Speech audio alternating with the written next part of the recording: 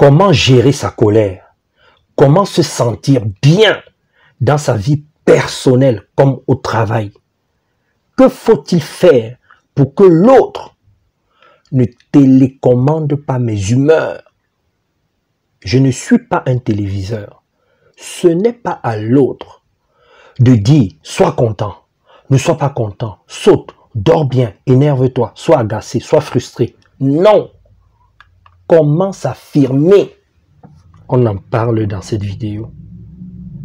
J'ai développé 4 méthodes qui te permettent de gérer ta colère, de fabriquer la paix intérieure, de te sentir bien dans ta vie personnelle comme professionnelle.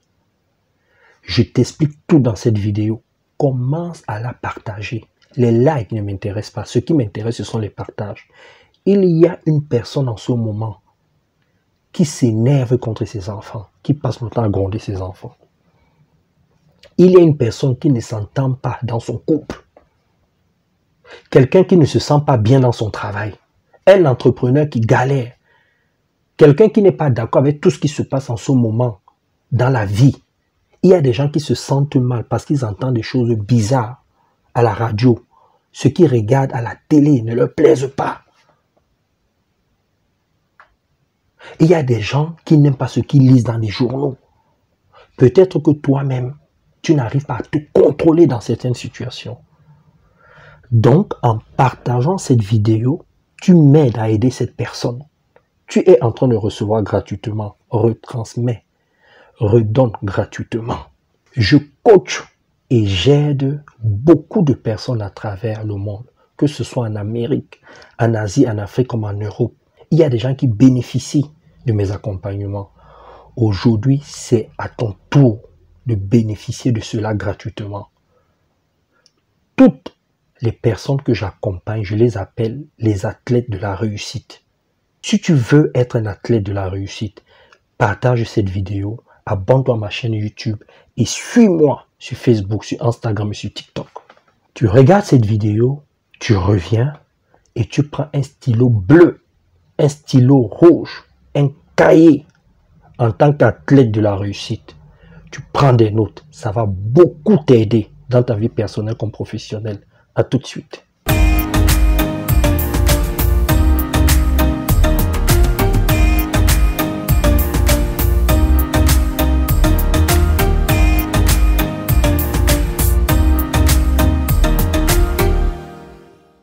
Toutes les violences que vous voyez dans les couples,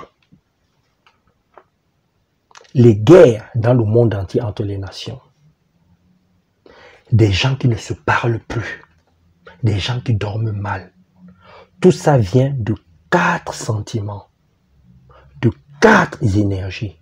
Je vais vous parler de ça là tout de suite. Mais avant de vous donner ces 4 sentiments-là, il y a une information cruciale, importante, que vous devez intégrer, pas seulement comprendre, mais intégrer. C'est que la plupart des gens entrent en relation pour des mauvaises raisons. Je m'explique. Qu'est-ce qui te pousse à entrer en couple dans une relation amoureuse? Qu'est-ce qui te pousse à aller travailler? Pourquoi tu veux faire des enfants? Pourquoi tu veux vivre dans tel endroit? Pourquoi tu veux voyager? Pourquoi tu veux t'acheter des vêtements, des voitures, des chaussures, etc., etc. Pourquoi tu aimes le luxe? Pourquoi tu aimes quand c'est simple? Il y a une raison que tu ignores. Tu peux être bien intentionné, mais tu ignores pourquoi tu fais ça. Parce que tu fonctionnes avec 70% de l'inconscient. Cette raison, c'est celle-ci. C'est que tu cherches à combler un vide.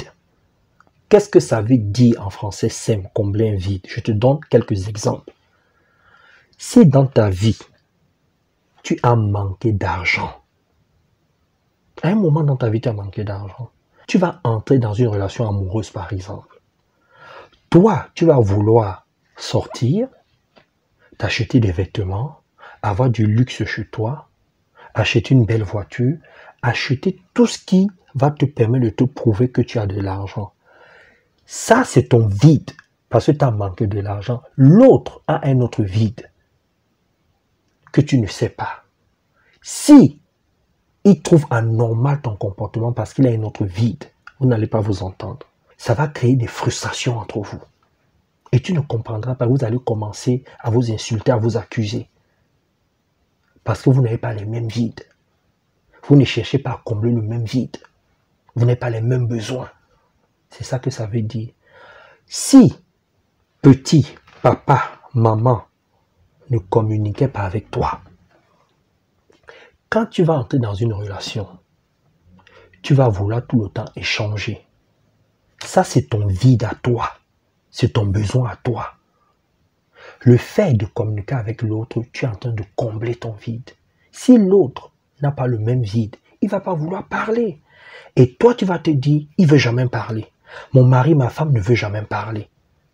Ça va créer des problèmes jusqu'au divorce, jusqu'à la séparation. Vous n'avez pas les mêmes vides.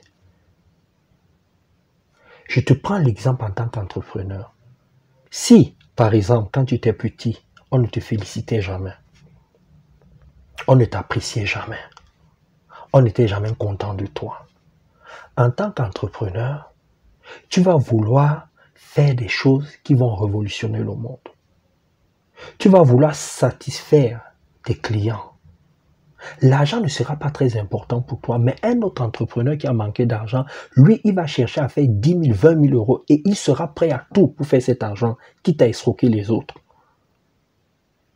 Vous serez deux entrepreneurs avec deux objectifs différents. Et toi, tu seras beaucoup plus déçu lorsque tes clients ne vont pas te dire merci. Même s'ils te payent, le fait qu'ils ne te disent pas merci, qu'ils ne te disent pas que tu fais un bon travail, ça va te décourager et tu ne comprendras pas pourquoi.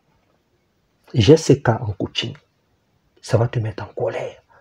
Ça va t'agacer, ça va te frustrer. Au travail, c'est pareil. Donc parfois, il y a des gens qui ont besoin de communiquer beaucoup plus que d'autres. Il y a des gens qui ont besoin d'argent plus que d'autres. Il y a des gens qui ont besoin de beaucoup plus de sérénité que d'autres. Tout ça, ce sont des manques de vie que la plupart des gens cherchent à combler. Quel est ton vide? Quel est ton manque? Quels sont tes besoins profonds? C'est par là que tout commence. Tu peux être bien intentionné lorsque tu entres dans une relation. Mais le fait que tu sois mal informé, parce que tout se passe dans ton inconscient, on ne t'a pas appris comment ça fonctionne, tu pètes les plombs, tu t'énerves, tu es agacé, tu es irrité, etc., etc., et tu te sens mal. Et c'est là que ta colère commence. C'est là que tu commences par te sentir mal. Ça, c'est la première information que tu dois avoir. Donc, mets-moi déjà dans les commentaires quels sont tes vides à toi. Parce qu'on n'a pas les mêmes vides. Je vous ai demandé de prendre un stylo bleu, un stylo rouge, un cahier. Prenez des notes. Commence à construire ton paradis. C'est ici que tu dois construire ça. Oublie le ciel là. Vis ici. Apprends à être heureux ici. Apprends à être serein ici. À retrouver la paix intérieure ici. Quand tu meurs, c'est autre chose. Tu ne sais pas ce qui se passe. Commence là. Expérimente. Vois avec tes propres yeux la vie que tu veux te donner. Fabrique cela. Je te montre comment on fait. Alors, regardez maintenant ce schéma. J'ai fait ça pour vous. Lorsque tu as un vide, tu montes, tu descends, tu te mets dans un état d'être qu'on appelle l'attente. Quand tu es en attente, tu n'as pas le choix. Tu es mécaniquement, automatiquement en mode survie. Quelqu'un qui est en mode survie, qu'est-ce que ça veut dire? Ça veut dire que tu attends que l'autre vienne te sauver, que l'autre t'apporte satisfaction, que l'autre te fasse plaisir, qu'il te dise oui. Je vous donne des exemples simples. Le fait que l'autre ne veuille pas communiquer avec toi, ça te met en attente. Tu es frustré, tu te dis mais pourquoi il ne me donne pas ça? Tu as besoin d'argent, pourquoi il ne me donne pas ça? Tu as besoin de sexe. Alors quand tu es en mode survie, qu'est-ce que tu commences à ressentir? Tu te sens menacé. Quand tu te sens menacé, ça veut dire que tu es en danger. C'est ça, la mode survie. Tu es dérangé, gêné. Pas bien. Oui ou non? Pendant que je suis en train de parler là, fais-moi déjà des liens avec ta vie personnelle et professionnelle. Et ça va te permettre de mieux intégrer ce que je dis là. Maintenant, je vais aller beaucoup plus loin. Lorsque tu te sens menacé, dérangé, pas bien, gêné, tout ça, toi, tu penses que ça s'arrête comme ça. Tu as un corps. Dans ton corps, il y a des choses qui se passent. Quand tu es en mode survie, tu déclenches une hormone, un liquide qu'on appelle le cortisol. C'est un liquide.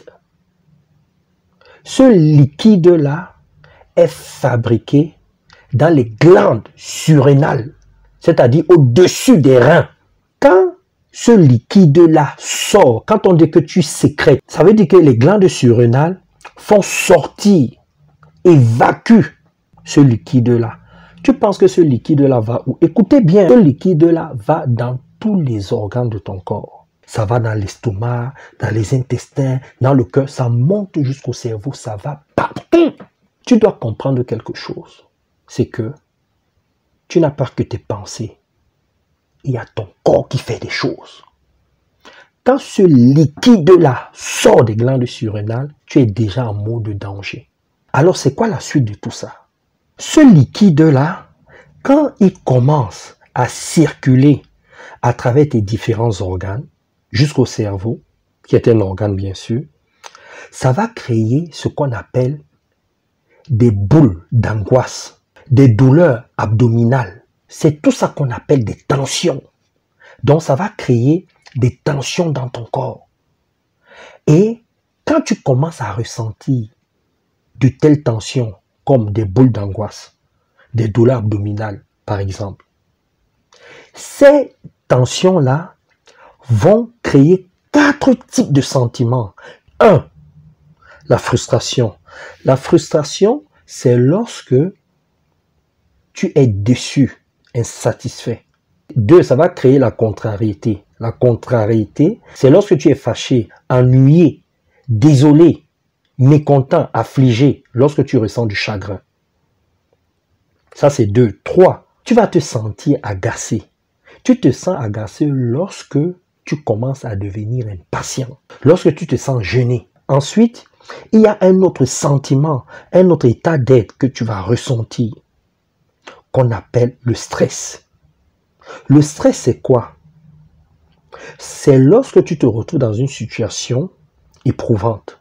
Ton organisme va créer un mécanisme psychologique qu'on appelle le stress. C'est quoi ce sentiment éprouvant-là? C'est lorsque tu te retrouves par exemple dans une situation où tu te dis « je ne vais pas y arriver, c'est trop compliqué ». Tu as peur de ce qui va t'arriver. Tu commences à imaginer le pire. Tu te dis « non, c'est chaud pour moi là ». Tu commences à ressentir des choses bizarres, de l'insécurité. C'est ça qu'on appelle le stress. Alors j'entends beaucoup de gens dire « moi je ne stresse pas, moi je gère le stress ». Faites attention. Et j'entends aussi beaucoup d'Africains dire « il n'y a que les Blancs qui stressent ». Ce n'est pas vrai. Hein. Tout le monde stresse. La plupart des gens stressent. Ça fait 2 ans que je coach beaucoup d'Africains. Parce qu'avant, je ne coachais que les Européens, les Asiatiques, les Américains et tout ça. Aujourd'hui, là, je coach beaucoup d'Africains. Il y a beaucoup d'Africains qui stressent. C'est une croyance, ce n'est pas vrai, il n'y a pas que les Blancs. C'est un problème humain à la base. Vous avez vos stylos bleus et rouges et votre cahier. Lorsque tu ressens ces 4 sentiments, ces 4 énergies-là, ça devient lourd pour ton corps. Ça devient lourd pour tes différents organes. C'est trop pour ton cerveau, pour ton estomac, tes intestins, tes articulations, tes muscles et tout ça. Le corps commence à peser. Il ne te reste qu'une seule chose, c'est d'évacuer cela, c'est de faire ressortir cela. Parce que ton âme, ton esprit ne supporte plus cela.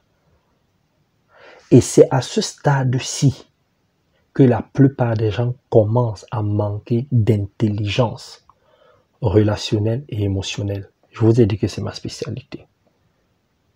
1. Qu'est-ce que les gens font? Les gens vont chercher à se défouler sur les autres. Se défouler, c'est quoi? C'est faire ressortir cette tension que ton corps ne supporte plus, que ton cerveau ne supporte plus, que tes muscles ne supportent plus. Mais comme vous êtes bien intentionné mais mal informé, vous prenez cette énergie et vous donnez à l'autre. C'est à ce stade-ci que vous voyez parfois un couple se battre, un couple s'insulter. Ils ne font que se défouler. Tu vois quelqu'un, il crache sur sa femme, sur son mari. Il frappe sur son enfant. Tu vois un patron du jour au lendemain, il veut te virer. Il ne veut plus entendre parler de toi. Si c'est dans le cadre amical, tu ne veux plus parler à l'autre. Tu fermes ton téléphone. Tu vois un pays qui entre en guerre avec un autre pays. Ça s'appelle le défoulement. Tu es en train de ressortir toute ta tension. Mais comme tu ne sais pas comment entrer en relation avec l'autre, avec les gens, avec les choses, avec l'environnement, avec le temps, avec tes différents organes, avec toi-même, avec ton cerveau, qu'est-ce que tu fais? Tu sors ça comme ça bêtement. C'est un manque d'intelligence émotionnelle et relationnelle. On n'est pas seulement en relation avec les autres. Donc ici, il faut qu'on vous montre comment ressortir cette tension que vous ressentez dans tout votre corps. Donc c'est le défoulement. Ça, c'est une technique mécanique que les gens utilisent. Observez dans quel état vous vous trouvez souvent. Quand vous êtes agacé, quand vous êtes contrarié, quand vous êtes frustré, quand vous ressentez le stress. Vous vous défoulez. D'autres, au lieu de se défouler, vont chercher à se soulager. Qu'est-ce que ça veut dire se soulager? Parfois, quand vous êtes énervé, agacé, contrarié, lorsque vous ressentez le stress, qu'est-ce que vous faites? Vous comblez cela, soit en faisant du sport, c'est une façon pour vous de vous soulager. Vous allez vous soulager pour calmer cette tension-là. D'autres personnes vont chercher à faire l'amour. D'autres personnes vont chercher à faire des courses, vont voyager. C'est une forme de défoulement, mais en psychologie, dans les neurosciences, ça s'appelle plus du soulagement. C'est un peu plus technique. J'aurai le temps de vous expliquer ça dans une autre vidéo. Vous vous soulagez. La plupart des gens se soulagent sur les autres. Rappelez-vous ce que je vous ai dit en amont. Que vous voulez que l'autre vous fasse plaisir. Que l'autre soit votre sauveur. Qu'il vous dise oui. Quand l'autre vous dit oui, ça calme la tension. Si l'autre vous dit non, ça accélère la tension. Vous vous défoulez ou vous vous soulagez. En troisième, il y a des gens qui se croient parfois beaucoup plus malins. Et d'autres qui sont bien intentionnés mais mal informés. Ceux-là ne vont pas se défouler, ne vont pas se soulager, mais vont chercher à gérer leur frustration, leur agacement, leur stress, leur contrariété. Mais seulement que comme ils ne savent pas comment faire, inconsciemment, ils vont garder à l'intérieur de tout cela. Et ça va créer des secousses émotionnelles, des secousses psychologiques. Et c'est là que vous voyez parfois une personne qui est tout le temps calme. Quand vous voyez cette personne, vous vous dites, elle maîtrise tout, elle sait gérer. Et un jour, elle pète les plombs. Cette personne est comme une bouteille d'eau gazeuse. Vous voyez une bouteille d'eau gazeuse là, ou le coca, ou peu importe, une boisson gazeuse. Quand vous la secouez, si vous l'ouvrez, elle explose. Il y a des gens comme ça. La plupart des gens qui réagissent de cette façon-là sont parfois des personnes qui sont persuadées qu'elles savent gérer. C'est soit des personnes qui ont lu des livres, qui ont regardé des vidéos sur YouTube, sur la colère, et qui appliquent mal, mais ne savent pas qu'elles sont en train de mal appliquer. Voilà les 3 états d'être dans lesquels vous vous retrouvez lorsque vous fabriquez du cortisol à forte dose. 1. Vous vous défoulez. 2. Vous vous soulagez. 3. Vous cherchez à gérer. Maintenant, écoutez-moi bien. Je vais entrer dans des choses beaucoup plus profondes. Toutes les personnes qui pensent qu'elles peuvent gérer la colère, c'est un leurre. Faites attention à ce que vous lisez dans les livres, à ce que vous écoutez, vous regardez parfois dans les réseaux. Tu ne peux pas gérer la colère. La colère est une émotion naturelle. Tu arrives au monde avec la colère. Ce n'est pas papa, ce n'est pas maman, ce n'est pas la société qui t'apprend à gérer la colère, qui te met la colère dans ton corps. Tu arrives au monde avec. C'est un outil qui te permet de gérer toutes les situations où on te dit non, où les gens ne sont pas d'accord avec toi. C'est un outil, une émotion qui te permet de gérer toutes les situations qui ne vont pas dans ton sens. Si tu crois en Dieu, Dieu a placé ça en toi comme ça. Si tu ne crois pas en Dieu et que tu crois au hasard, le hasard a fait ça comme ça. Mais comme la plupart des gens ne savent pas à quoi sert la colère, la plupart des gens te disent qu'il faut gérer la colère. Moi, j'ai mis gérer la colère parce que c'est le verbe d'action que la plupart des gens utilisent. Donc, pour me faire bien comprendre, pour avoir un bon moyen de transmission, j'ai mis ce verbe-là, ce verbe d'action-là, gérer. Mais tu ne peux pas gérer la colère. Tu ne peux pas gérer un outil, une émotion, une énergie qui est beaucoup plus forte que toi, qui te connaît plus que toi-même. Donc, ce n'est pas toi qui es à l'origine. Tu ne peux pas.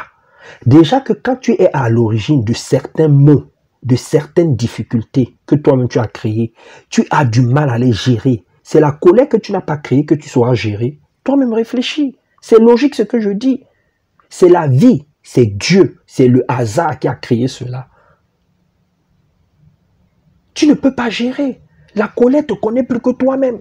Ce que la plupart des gens ressentent, ce sont les 4 énergies-là. La frustration, la contrariété, l'agacement et le stress. Et ce qui déclenche tout ça, c'est que les gens fabriquent le cortisol à forte dose. Vous devez comprendre quelque chose. Je reste toujours dans les neurosciences et dans la physiologie. Vous devez comprendre quelque chose, c'est que le corps est bien fait, c'est un labyrinthe. C'est un outil, un véhicule intelligent. Le corps est fait pour fabriquer le cortisol à faible dose pour créer l'équilibre dans le corps. Pourquoi le corps fabrique le cortisol à faible dose? C'est pour que tu sois constamment dans la prudence. La prudence, ce n'est pas la peur. Les glandes surrénales fabriquent du cortisol pour que tu puisses gérer des situations d'insécurité à travers la prudence, qui est une émotion naturelle que ce n'est pas toi qui as fabriqué. C'est la vie, c'est Dieu, c'est le hasard qui a fabriqué cela. On ne t'apprend pas cela. Tu arrives au monde avec la prudence. Observez vos enfants, les mères de famille, là, quand vous avez un bébé. Quand il y a du bruit fort, le bébé, il pleure tout de suite. C'est la prudence. On ne lui a pas appris à crier, il crie naturellement. Ce n'est pas toi qui as dit à ton enfant, crie comme ceci, crie comme cela. Non, il arrive au monde avec cette capacité de dire qu'il y a quelque chose qui ne va pas, qu'il se sent en insécurité. Ça s'appelle la prudence. Donc, il pleure, il crie. Et c'est pour ça que le corps, mécaniquement, sur le plan physiologique, sécrète le cortisol à faible dose. Quand toi, tu es frustré, quand tu es contrarié, quand tu vis le stress, quand tu es agacé, tu pousses ton corps à en fabriquer beaucoup plus, donc ça devient un poison. Quand ça va dans tout ton corps là, ça crée des douleurs abdominales, tu as mal au dos, tu commences à avoir mal aux articulations, tu te sens mal, tu ne dors pas bien, ça vient perturber ton sommeil parce que le corps n'est pas fait pour fabriquer le cortisol à forte dose. Mais comme on a le libre arbitre, on peut faire tout ce qu'on veut et comme on ignore beaucoup de choses, dans un livre sacré, on dit que mon peuple meurt parce qu'il lui manque de la connaissance. Le fait que tu n'aies pas cette connaissance-là te pousse à fabriquer le poison. Donc c'est toi-même qui fabriques le poison et qui te met dans des états où tu n'arrives plus à te contrôler. Ce n'est pas la colère. Ce que la plupart des gens ressentent, c'est la rage. La rage est la continuité, le prolongement de la frustration, de l'agacement, de la contrariété et du stress. Ce n'est pas la colère. La colère n'a rien à voir avec ce que les gens ressentent. La colère, c'est je ressens une émotion, une sensation vive qui me dit je ne suis pas content de ce qui se passe. Mais dans la colère, il y a l'amour. Et dans l'amour, on dit non à l'autre de façon vive et pas de façon violente. Il y a une différence entre ce qui est vif et ce qui est violent. Dans la colère, on est vif. Dans la rage, on est violent. Donc ce que tu ressens là, c'est la rage qui s'exprime sous plusieurs formes. Ce n'est pas la colère. C'est important de comprendre cela. Tu as ton stylo bleu, ton stylo rouge, on continue. J'ai développé une technique d'intelligence émotionnelle et relationnelle qui te permet de gérer toutes les situations qui ne vont pas dans ton sens, qui ne te plaisent pas, que tu ne comprends pas, des situations où tu ne trouves pas satisfaction.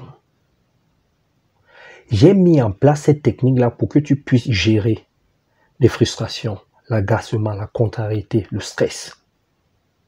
Pour que tu aies une attitude saine vis-à-vis de la colère, parce que tu ne peux pas gérer la colère. Et comment faire? J'ai mis un programme sur 5 mois. En 5 mois, je te montre étape par étape comment avoir une attitude saine vis-à-vis de sa colère. Comment fabriquer la paix intérieure. Comment fabriquer la sécurité, la sérénité. Comment fabriquer la vie que tu veux te donner. De quoi est composé ce programme? Regarde bien, ça va beaucoup t'aider. 1. Je vais t'amener avec mes outils à avoir une relation saine avec tes organes. Parce que c'est dans les glandes surrénales que tu fabriques du cortisol. Donc, au lieu que tu passes ta vie inconsciemment à fabriquer du cortisol, je veux te montrer comment tu dois fabriquer la dopamine. Maintenant, c'est quoi la dopamine? La dopamine est un liquide, comme le cortisol.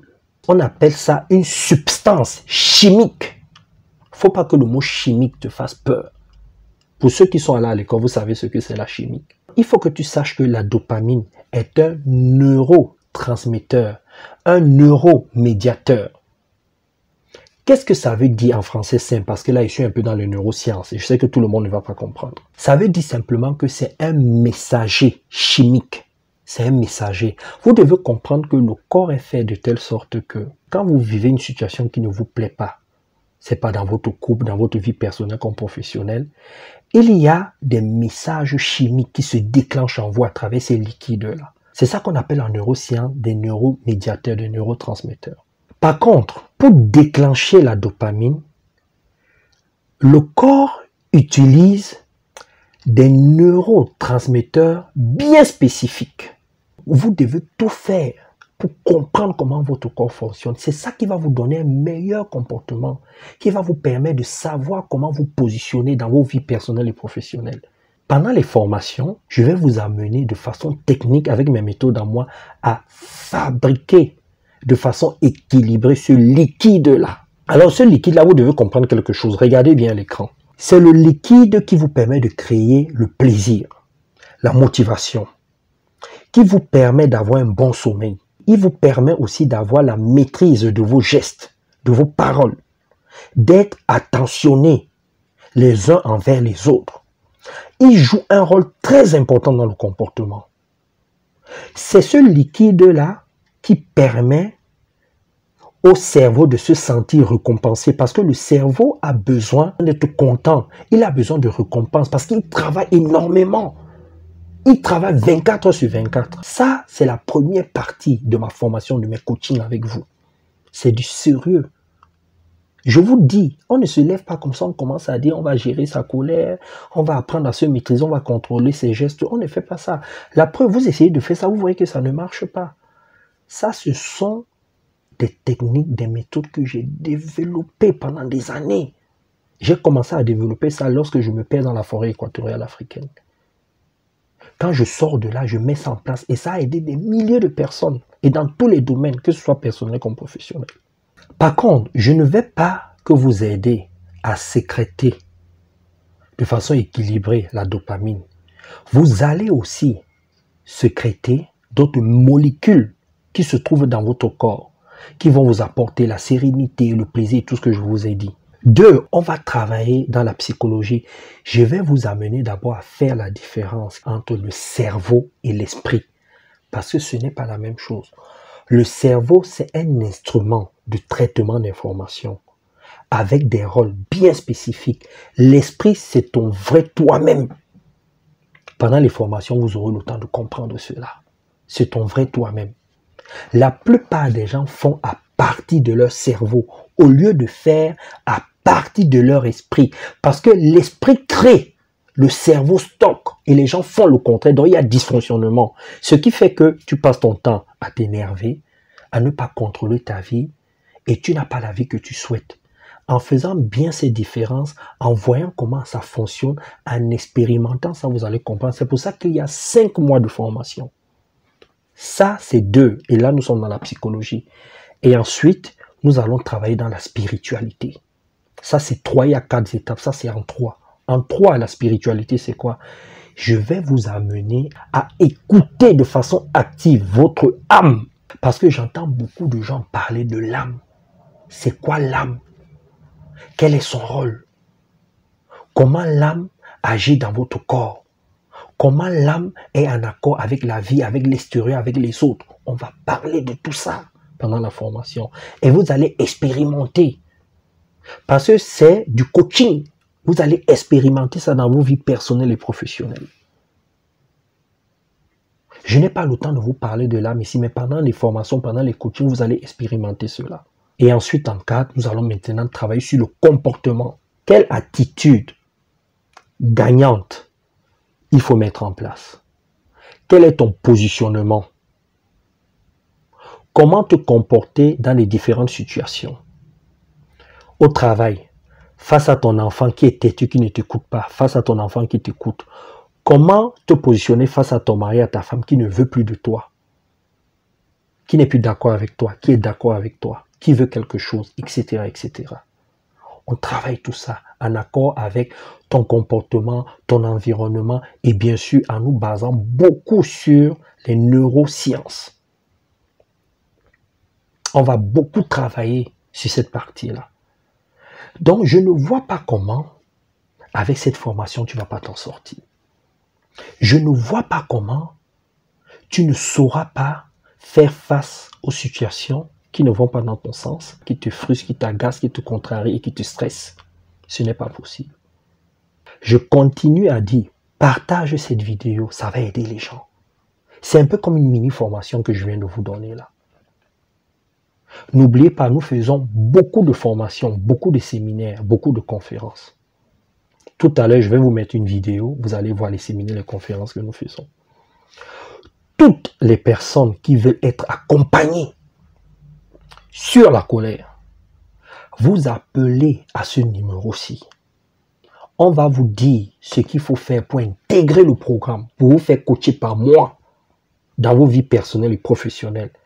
Peut-être ce n'est pas sur la colère, peut-être c'est sur d'autres choses, c'est sur la confiance en soi, c'est sur votre mission de vie. Peut-être c'est en tant que manager, c'est en tant qu'entrepreneur, je ne sais pas ce que tu vis en ce moment. Mais si tu veux entrer dans ce programme-là sur 5 mois, où il y a des formations, du coaching, du consulting personnel, appelle à ce numéro. Ça va transformer ta vie. À toi de jouer. Bisous et bye bye.